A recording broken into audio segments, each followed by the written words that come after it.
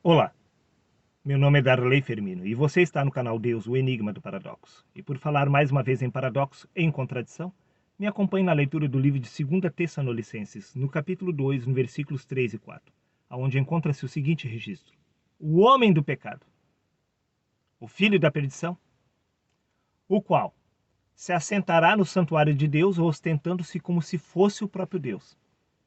A pergunta que se levanta é: quem é este homem do pecado?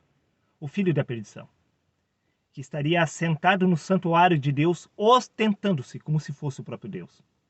A resposta é simples, ela se encontra no livro de Ezequiel, capítulo 28, versículos 2, 13, 14 e 15, aonde Deus fez a seguinte afirmação acerca de Satanás: visto como se eleva o seu coração e dizes, eu sou Deus, e sobre a cadeira de Deus me assento, sendo tu homem, e não Deus.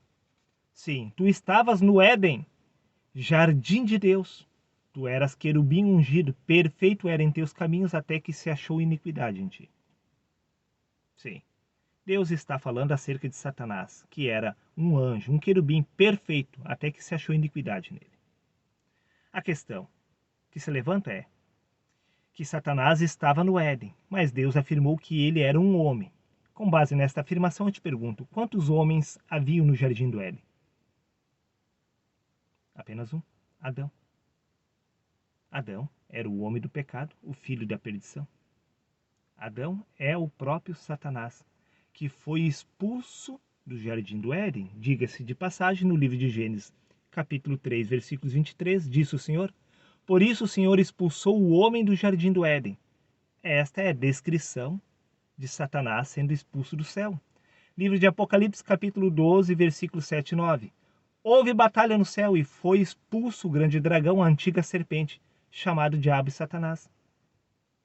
Disse o Senhor que o diabo, o Satanás que estava no Éden, que havia sido expulso do Éden, era o mesmo que estava sendo expulso do céu. Agora veja bem, aonde exatamente se encontra o reino dos céus e o jardim do Éden?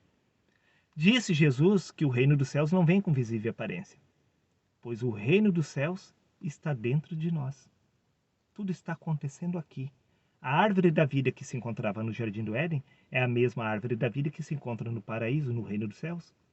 O mesmo Satanás que estava lá no Éden é o mesmo Satanás que está lá no céu.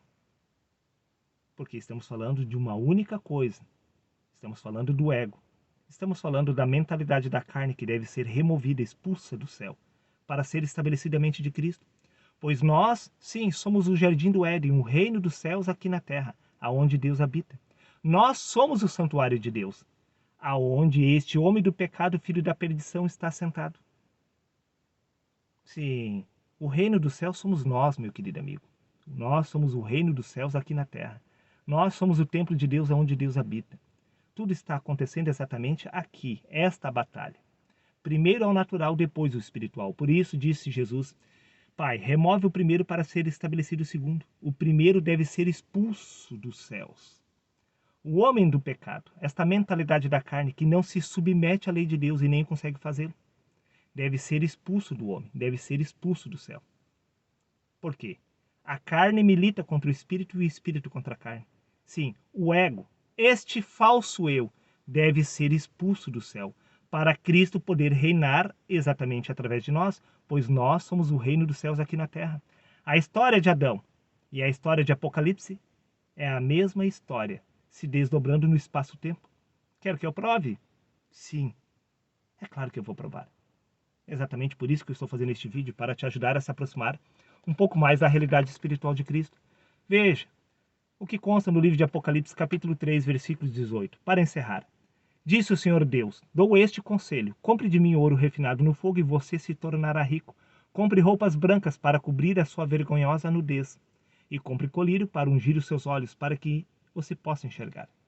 Sim, assim como Adão, você se encontra nu e cego, disse o Senhor Deus, porque a história de Adão é a nossa história se desdobrando no espaço-tempo através dos séculos.